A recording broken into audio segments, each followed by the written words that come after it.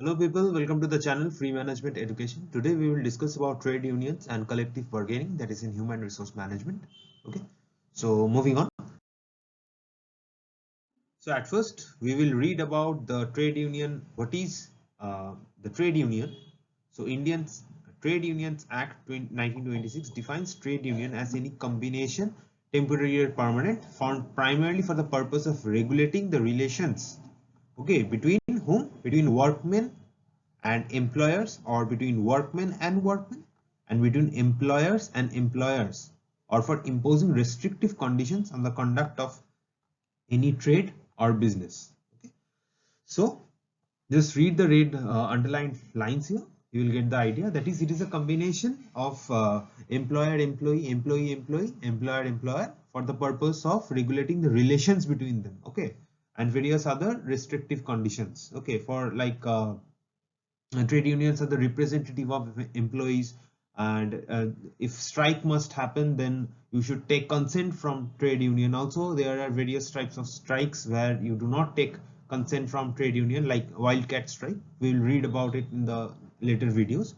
Okay, so characteristics of trade union are association either of employer or employees or of independent workers. Okay, relatively permanent combination of workers and aren't temporary or casual. Okay, they're more or less permanent in an organization. It is an association of workers who are engaged in securing economic benefits for their members. Okay, that is, they represent the employee. It is dynamic, that is, its composition is constantly changing because of various technological factors and other social factors, everything. Various ideologies are the reasons behind setting up of trade unions. Various ideologies, like some a group of workers wants the management to hike their wages. Okay, to hike their salary. So that is one type of ideology. Another is some type of workers want only pensions. Okay, and if there is no hike in salary, it doesn't matter to them, but they want pensions after retirement, like that. Okay, various incentives. Okay, and also improving their working conditions. These are the various ideologies, are the reasons behind setting up of trade union. Okay, so that they can collectively appeal to the management for improving their conditions. So functions are militant or protective or intramural functions. What is it? Protective workers' interest, that is hike in wages, providing more benefits, job security, etc. through collective bargaining, and direct actions such as strikes, geraus, etc. Okay, that is why it says militant, because of strike. These are extremist approach. Then comes fraternal or extramural functions, that is providing financial or non-financial assistance during times of strikes and lockouts, because when there is strikes or lockout, the workers are not working and hence not earning. Okay, so then providing financial and non-financial assistance, also extension of medical facility during sickness and casualties, provision of education, recreational and housing facilities, provision of social and religious benefits, social functions like carrying out social service activities. Okay, political functions like affiliating a union to a political party. You all know this. Helping the party for enrolling members, collecting donations, seeking the help of political parties during strikes and lockouts. Okay, also ancillary functions like communication between employer and employee. Okay, welfare activities, education, research programs, all. Okay. Okay, now comes the Trade Union Amendment Act of 2001. Okay, this Indian Parliament has passed the Trade Union Amendment Bill in 2000. The objectives here are to control the multiplicity of trade unions. What does it mean? It means that in an organization, if there is one trade union, then there is another group of workers who will think that maybe we should create another trade union. And also there will be another type of workers, they will think of creating another trade union with different intentions. Okay, so that is the multiplicity of trade unions. They are constantly increasing. Okay, so to control this increase, that is called to control this multiplicity of trade unions. Also establishing industrial democracy, which I just mentioned earlier, encourage well managed expansion of trade unions. Okay, industrial democracy, let me explain it once again. It is about the workers' voice matters mainly. Okay, So workers' participation in management. Okay, workers' voice. Trade unions should take the workers' opinion in matters of strike protests, or also improving living conditions, improving working condition status in work, etc. Okay, encourage well-managed expansion of trade unions. The Amendment Act was introduced after incorporating the recommendations of Ramanujan Committee. The act has the following recommendations: minimum 10% of total labor force or 100 workers in an organization, whichever is less, must be required to form trade union. Okay. Number of members should not be less than 7 in any organization. Okay. At least 5 members or 1/3, whichever is less, should be employees of the organization or same. Okay. Annual contribution for trade union should not be less than ₹12. So these are the recommendations. Just remember them because MCQs come from these areas, like giving this only this option and remaining 4 options, just changing these values, 10% to 5%, here 100 workers to 50 workers, like that, and they will ask you to choose the correct ones or incorrect ones, okay, or match the following types, etc. Okay. So other laws related to trade unions, it's Apprentices Act 1961.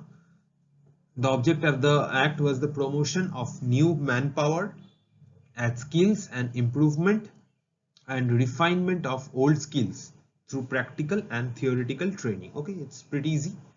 Contract Labor Regulation Act and Regulation of Abolition Act, okay, 1970. It was the regulation of employment of contract labor. Okay, contract labor, you know what is contract labor, along with its abolition in certain circumstances. Okay, abolition means ending. Employees Provident Fund and Miscellaneous Provisions Act 1952. Here it regulated the payment of wages to the employees and also granted them social security. Then comes Factories Act 1948. It made provisions for the betterment of the workers in respect of their health, safety, welfare and other aspects while the workers are employed in factory work.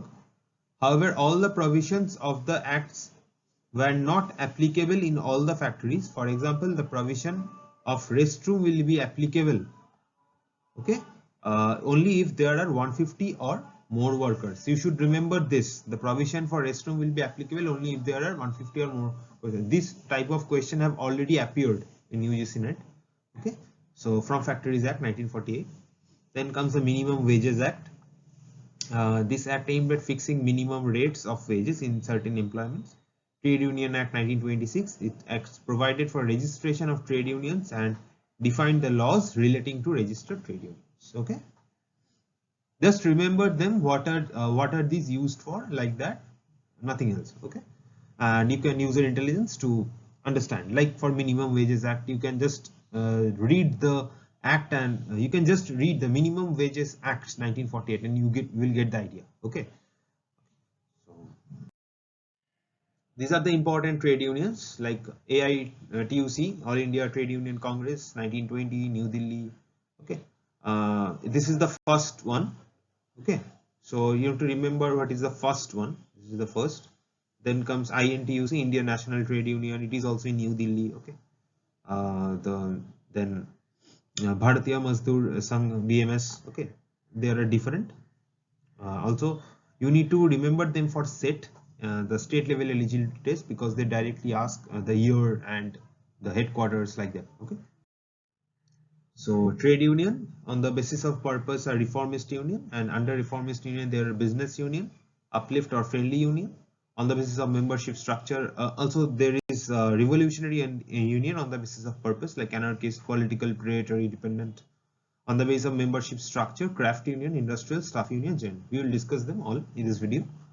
The reformist union, they aim at preservation of capitalist society and the maintenance of usual employer-employee relationship. Okay. Also elimination of competitive system of production. Okay. Competitive system of production means if in an organization these workers are competing against those workers in terms of production, this can create a difference between them, and also this can create conflict between employees. So elimination of competitive system of production. They are not the advocates of destruction of economic, social and management structure of the state, but only want to modify them. Okay, you need to remember them, and to have favorable response for their members through negotiations and other peaceful manner. Then come here, under it come business union. They are the form of labor cooperation in which employees enter the successful business relationships with employers. Okay, such unions primarily represent workers in collective bargaining with their employer. Okay, they aim at securing economic advantages to their members through peaceful means. Okay, they are craft conscious. Craft conscious means they are uh, the work they are doing. Okay, that is their craft. Okay, the work they are doing, for that you have to consider their opinions, you have to consider their living conditions, working conditions. Okay, so that is craft conscious, the kind of work they are doing. Okay. Then uplift or friendly union. Friendly unions or uplift unions are idealistic in nature. Okay, and they aspires to elevate the moral, intellectual and social life of workers and advocates idealistic plans for social regeneration. Okay, they are idealistic, conservative and law binding. They believe in the process of collective bargaining like business union, but they are interest conscious of the worker. What does the worker have in mind? Not craft conscious. And in business union it is craft conscious. Okay, in business union it is a business relationship with the employers. Okay, and in uplift or friendly union it is idealistic in nature and to elevate or improve the moral, intellectual and social life of workers. Okay, so this is the business union and uplift or friendly. Then the revolutionary unions like anarchist union. Such unions aim at destroying the existing economic system by revolutionary means. You can understand by the word anarchist. Okay, political unions, they are changing power through political action. Okay, enactment of laws eliminating the power of capitalists. Okay, so predatory unions, this type of unionism has been added by Professor Hoxie. These unions does not subscribe to any ideology. They do not have any particular ideology.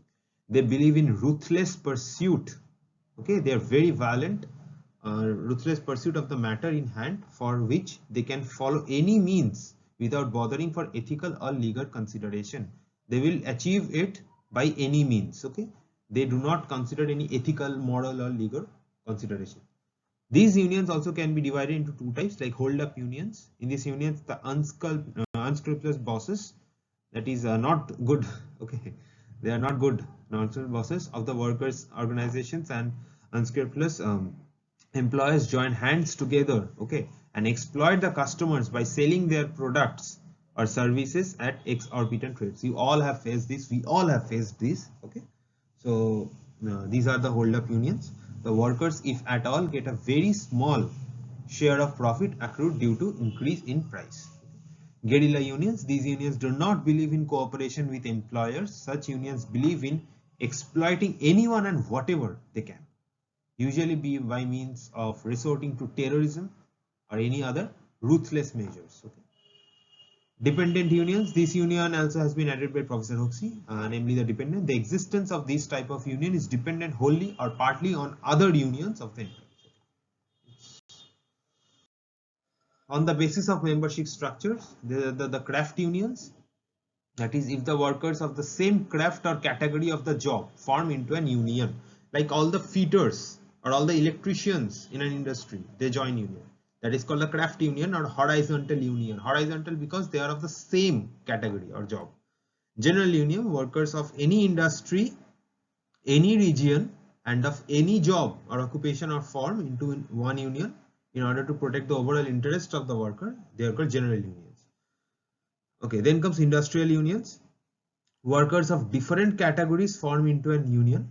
It is also called industrial union or vertical union. Okay, according to National Commission Labor 1969, this union provides a joint facility for collective bargaining.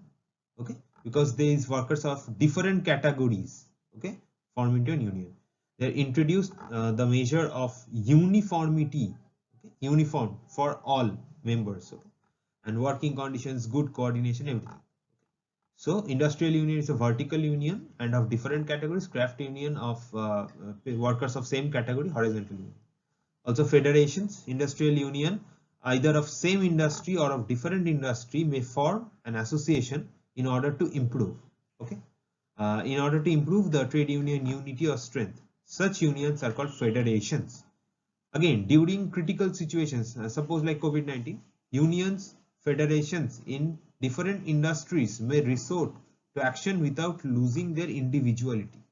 In such situations, federation may form into an association, and such association is called confederation. That is, industrial union of same industry or different industry may form an association, okay, to improve the strength of the trade union, to improve their voice. They are called federations. Okay. And again, during difficult times, the unions, all the federations, okay, federations of different industries. Okay, at first it was industrial union either of same or different industry may form association, and here unions or federations form may group together to actions without losing their individuality. Okay, so this is called confederation. So you have understood federation, confederation. Just read the lines, you will understand it better. Okay.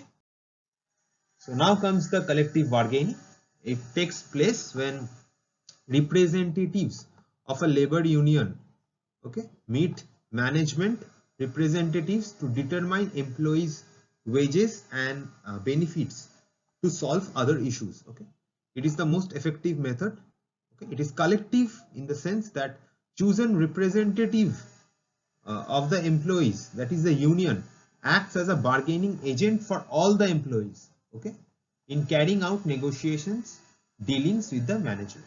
So it is a representative of labor union when they meet management representatives to determine employees' wages, their health conditions, their working conditions, and to many other conflicts to resolve. Major steps in collective bargaining are preparing for negotiations, identifying the bargaining issues, then comes negotiation, then reaching the agreement, then ratifying the agreement, okay, that is validating the agreement, administration of the agreement. Okay, so this is collective bargaining. Here the representatives of the labor union, the trade union here represents all the employees. They meet the management to resolve the employees' issues. Okay. So characteristics of collective bargaining are group action, obviously, flexible, obviously you can do it anytime, two-party process, mutual give and take. Okay, mutual give and take, obviously, because the trade union is offering them something, and also the management is helping them with something. It's a continuous process. Industrial democracy, because all workers have a voice in this.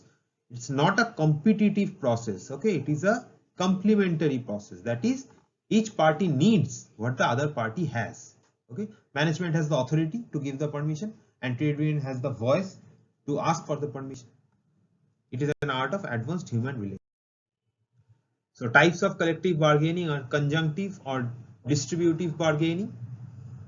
So this is concerned with the employee and the employer who negotiate with each other but for their own gain only.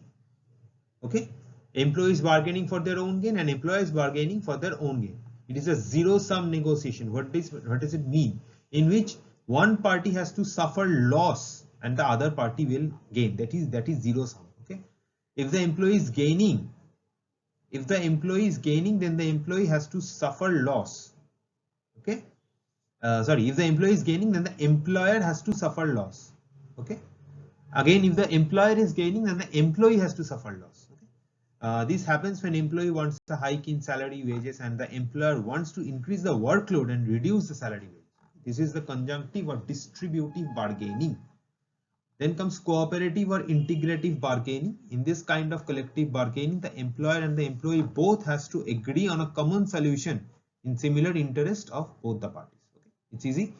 The employee has to work according to the employer, and the employer has to put efforts in making better working conditions and high-end technology for increasing the production. So this is easy. Then comes the last part, the productivity bargaining. It is done by the employer, okay, to increase the productivity of the organization. The workers are encouraged to work more, for which they will get benefits like incentives or bonus. Workers will work very hard to reach beyond the standard. Okay, this type of bargaining is a gain for both the employer and the employee, as they both get the benefits. Okay, employer gets increase in productivity and employee get benefit of bonus or incentives. Then comes composite bargaining. In this type of collective bargaining, the employees are not only concerned with the hike in wages, salary, but also concerned with the working conditions, recruitment of the new employees, okay, training policies of the organization, etc. The employees are concerned about these things to safeguard their interest and dilution of their powers. Okay, so here employees are not only concerned with wages, salary, but also with their working conditions, their health, life, their healthy living in the organization. Concessionary bargaining. In this type of collective bargaining, the employees surrender or give back the previously gained improvements in pay, okay, in exchange of the job security of the employees. Here the employees surrender the benefits they got from the employer just to have their job security, that they won't be terminated. Okay, the employees have to give back the benefits they previously get from the employer to secure their jobs. This is kind of illegal, but this is also concessionary bargaining. So this is the end of this video. So thanks for watching. Please do like, comment and subscribe to this channel for more updates. Okay, and my email ID is given in the description box. Do comment if you want some specific videos on some specific topics. Okay, thank you. Stay safe. Take care of your family.